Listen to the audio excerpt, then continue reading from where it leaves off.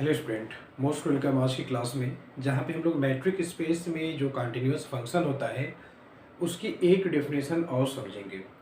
देखिए, matric space में continuous function की जो मेन डेफिनेशन होती है वह होती है एप्सिलॉन और डेल्टा डेफिनेशन। लेकिन एप्सिलॉन और डेल्टा डेफिनेशन के अलावा भी कई डेफिनेशन होती है, जैसे एक आपके सिलेबस में मेंशन है सीक्वेंशियल डेफिनेशन ऑफ कंटिन्यूटी। यानी अगर कोई मैट्रिक स्पेस में एक फंक्शन है तो उस फंक्शन की कंटिन्यूटी की डेफिनेशन सीक्वेंस का यूज करके बताना। सीक्वेंशियल अप्रोच यूज करके आप किसी कंटिन्यूअस मैप की जो डेफिनेशन होती है वह क्या होती है, वह इस थ्योरम में क्लियर है। देखिए, थ्योरम का स्टेटमेंट क्या है। x1 d1 और x2 d2 ये दो मैट्रिक स्पेस हैं और f एक फंक्शन है जो पहले स्पेस से सेकेंड स्पेस पे डिफाइन किया जा रहा है। तो ये जो फंक्शन f होगा ये कंटिन्यूअस होगा a पर, स्पेस की किसी एलिमेंट a पर। f कंटिन्यूअस होगा a पर if and only if an अगर a पर टेंड करे तो f ऑफ an किस पर टेंड करेगा, f ऑफ a पर। इसका फिगर बना के भी मैं बता दे रहा हूँ। देखिए, पहला स्पेस है x1 d1 और सेकेंड स्पेस है x2 d2। अच्छा, a पर कंटिन्यूटी की बात की जा रही है तो आप एक सीक्वेंस an लीजिएगा जो a पर टेंड करे। मैप पहले स्पेस से सेकेंड स्पेस पे है तो an की जो इमेज बनेगी वह बनेगी f ऑफ an और a की जो इमेज होगी वह होगी f ऑफ a।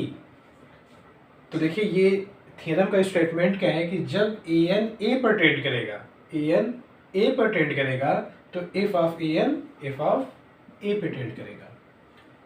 यानी कोई भी सीक्वेंस लें जो a पर कन्वर्ज करेगा तो उस सीक्वेंस पर f ऑपरेट करने के बाद जो मिलेगा वह f ऑफ a पे कन्वर्ज करेगा और ये रिजल्ट आपका इफ एंड ओनली इफ होता है। यानी अगर मैप कंटिन्यूअस है तो ऐसा होगा और अगर ऐसा है तो मैप ए पर कंटिन्यूअस होगा। ये दोनों चीज़ें आपको प्रूफ करके दिखाना होगा। अच्छा, ये आपके सिलेबस में मेंशन किया गया है। आप यूनिट 3 चेक करिएगा तो यूनिट 3 में आप सीक्वेंशियल क्राइटेरिया मिल जाएगा। कंटिन्यूअस फंक्शन के होने की जो सीक्वेंशियल क्राइटेरिया है वह आपको मिल जाएगी। यही है इसका स्टेटमेंट।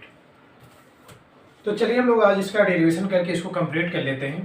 तो पहले हम लोग ये मान लेते हैं कि f a पर कंटिन्यूअस है।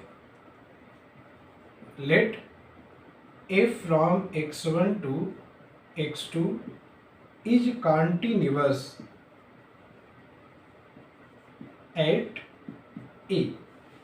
सपोज ये मैप a पर कंटिन्यूअस है। अब अगर ये मैप a पे कंटिन्यूअस है तो by definition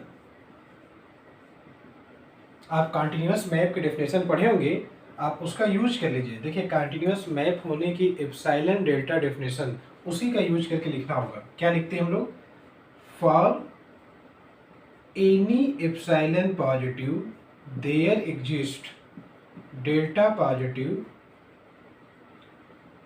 such that a पे कंटिन्यूअस है तो यानी x कामा a ये लिखा जाता है और इसके बीच के डिस्टेंस निकालिए, ये लेस देन डेल्टा हो तो ये इम्प्लाई करेगा। अब x पर f ऑपरेट करिएगा यानी f ऑफ x और a पर f ऑपरेट करिएगा यानी f ऑफ a।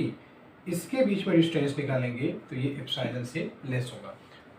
अच्छा, जो लोग कंटिन्यूटी की डेफिनेशन नहीं देखें, एक बार फिर बैक जाकर जो ऑनलाइन वीडियो मैंने अपलोड किया है उस पर आप चेक करिएगा कि उसमें मैंने इसके बारे में आपको डिटेल से बता दिया है।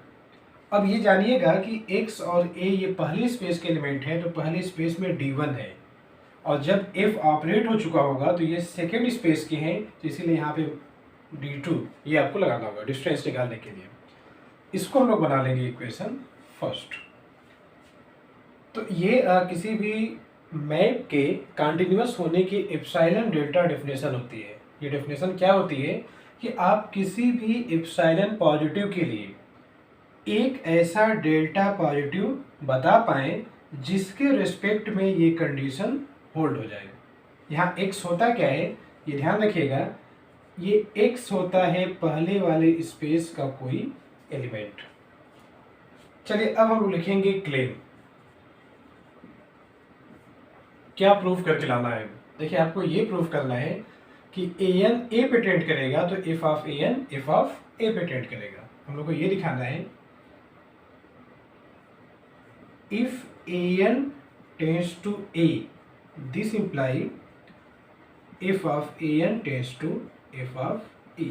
ये प्रूफ करके लाना है कि अगर कोई सीक्वेंस a पर टेंड करेगा तो f of an f of a पे टेंड करेगा। ये प्रूफ करना है।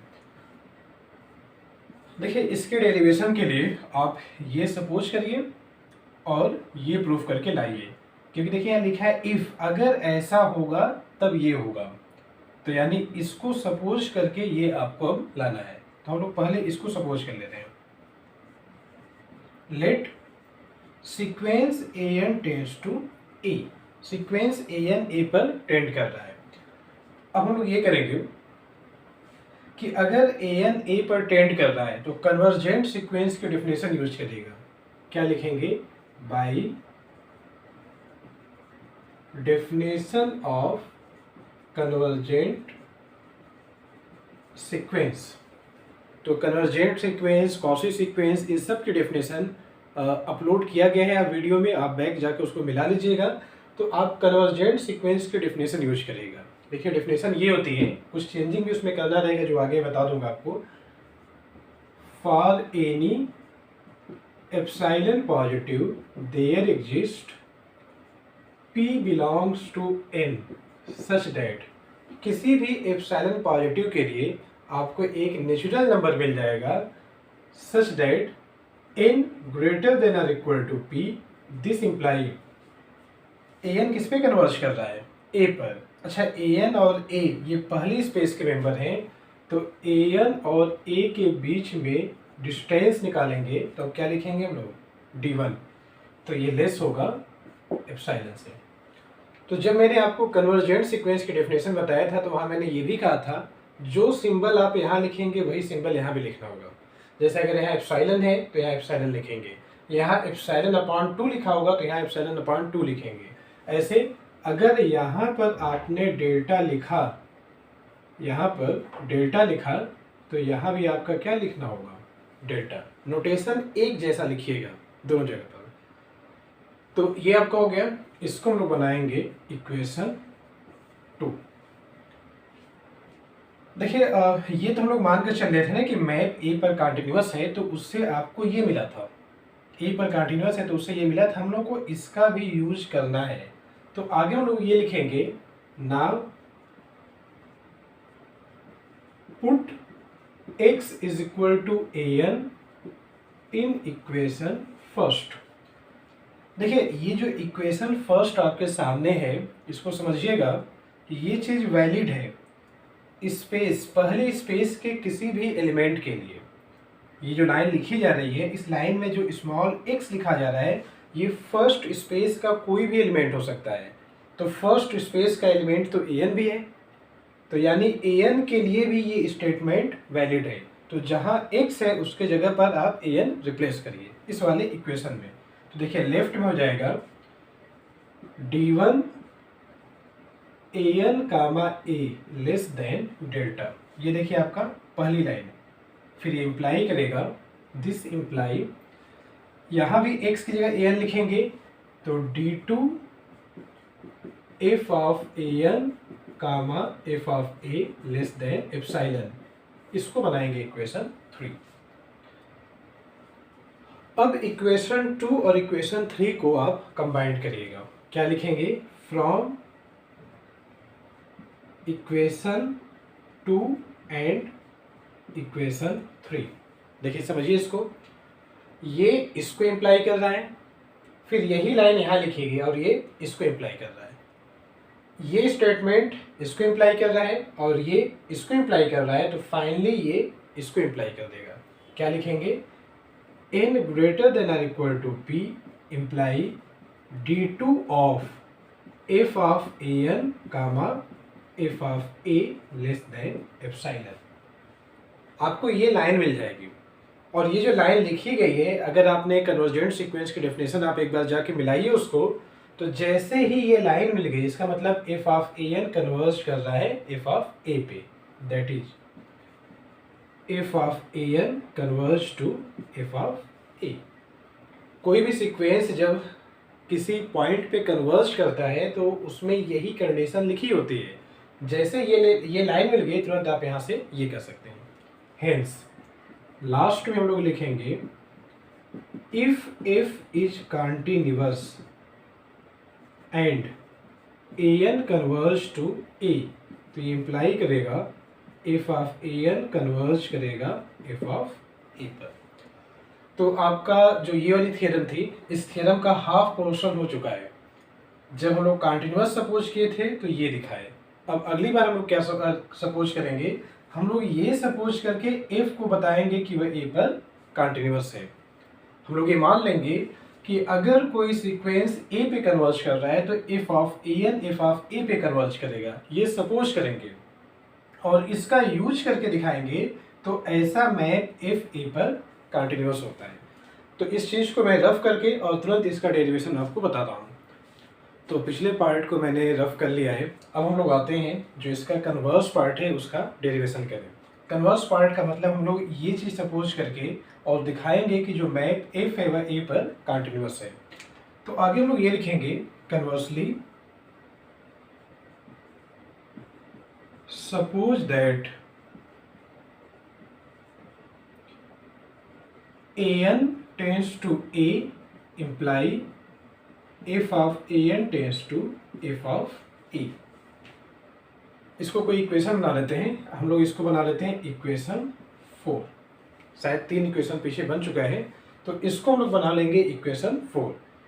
इसमें हम लोग कन्वर्स पार्ट मान के चल रहे हैं कि अगर कोई सीक्वेंस ए पे कन्वर्ज करेगा तो f of A n f of a पे कन्वर्ज करेगा, इसको मान के चल रहे हैं। अब लिखेंगे क्लेम। क्लेम में ये लिखेंगे, क्या प्रूफ करके दिखाना है कि एफ ए पर कॉन्टिन्यूअस होगा। एफ इज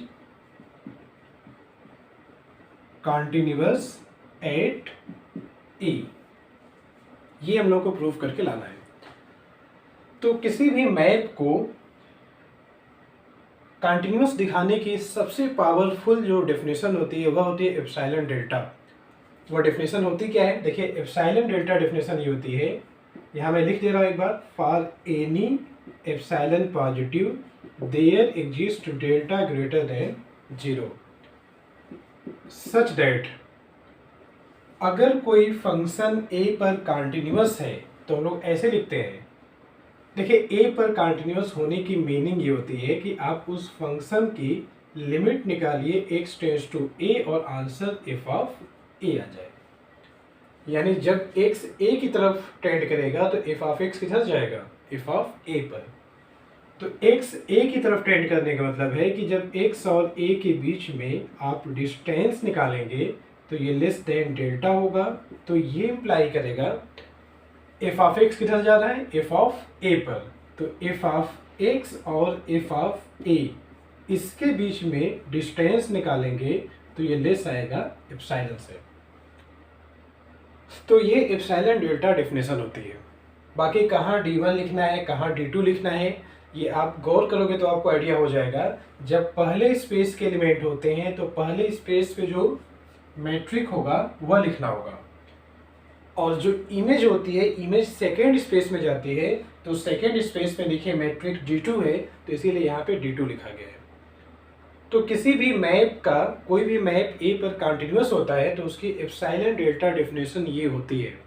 तो हम लोग ये करेंगे, क्या दिखाना है कि एफ ए पर कॉन्टिन्यूअस है, ये आपको प्रूफ करके लाना है। तो हम लोग क्या करेंगे, कंट्राडिक्शन मेथड से इसको प्रूफ करेंगे। हम लोग इसका उल्टा मान के चलेंगे कि सपोज एफ ए पर कॉन्टिन्यूअस नहीं है, क्या लिखेंगे, इफ पॉसिबल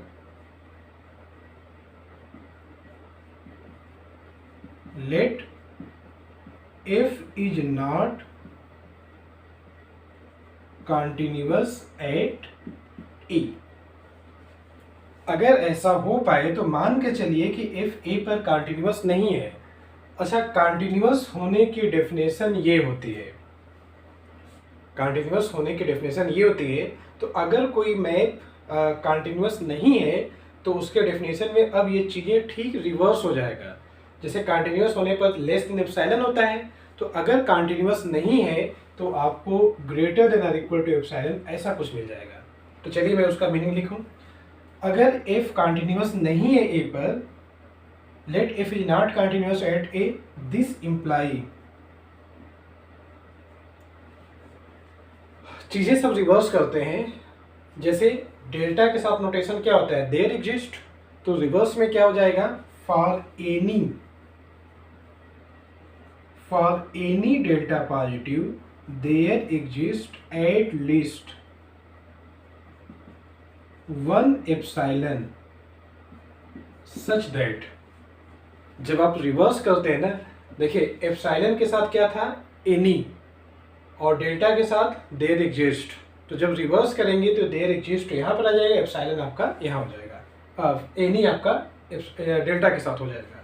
तो वही लाइन मैंने लिखा है, for any delta positive there exist at least one epsilon positive such that d1 of x comma a less than delta, this imply d2 of f of x f of a greater than or equal to epsilon। अगर map continuous होता है तो वहाँ less than epsilon होता है। तो अगर continuous नहीं है तो आपको इसका ठीक इन्वर्स लिखना होगा, उसका रिवर्स आप लिखिए। तो लेस देन का जो रिवर्स होता है वो होता है ग्रेटर देन और इक्वल टू। इसको हम लोग बना लेंगे इक्वेशन 5। अब आप क्या करेगा, या तो ऐसा करिए कि अभी एक स्टेप इसमें आगे और बढ़ाइए। x की जगह पूरे इक्वेशन में जो ये पूरा इनइक्वालिटी फॉर्मेट का कुछ लिखा गया है, इसमें x को रिप्लेस करिए an से, फिर देखते हैं क्या मिलता है। If we replace x by an we get, अगर x को हम लोग an से रिप्लेस कर दें तो क्या मिलेगा, यहां पे मैं आपको बता दे रहा हूं।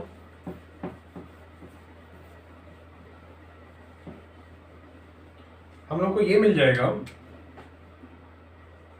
d1 an comma a less than delta, this imply, ये लाइन हो गया। यहां भी x की जगह क्या लिखेंगे, an, तो d2 f of an f of x f of a, x की जगह an लिख रहे हैं तो f of an और f of a, और ग्रेटर देन और इक्वल टू, इसको हम लोग बनाएंगे इक्वेशन 4, या 4 बन चुका है तो इसको बना लेंगे इक्वेशन 5। अच्छा, हम लोगों को ना देखिए इसका यूज करना रहेगा। जो चीज़ हम लोग सपोज करके चले थे, हम लोग ये मान के चल रहे थे कि an a पे कन्वर्ज करेगा तो f of an f of a पे कन्वर्ज करेगा, तो इसका यूज करेंगे हम लोग। चलिए देखते हैं हम लोग। नाउ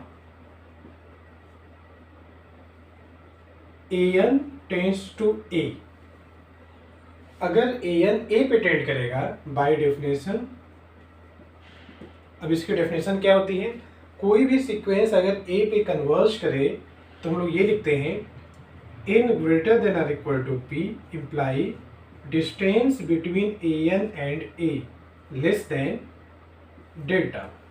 आप एप्सिलॉन भी लिख सकते हैं, डेल्टा भी लिख सकते हैं, कोई भी नोटेशन। देखिए डेफिनेशन यही होती है, by definition for any delta greater than 0 there exist p belongs to n such that, ये लाइन लिखा जाता है।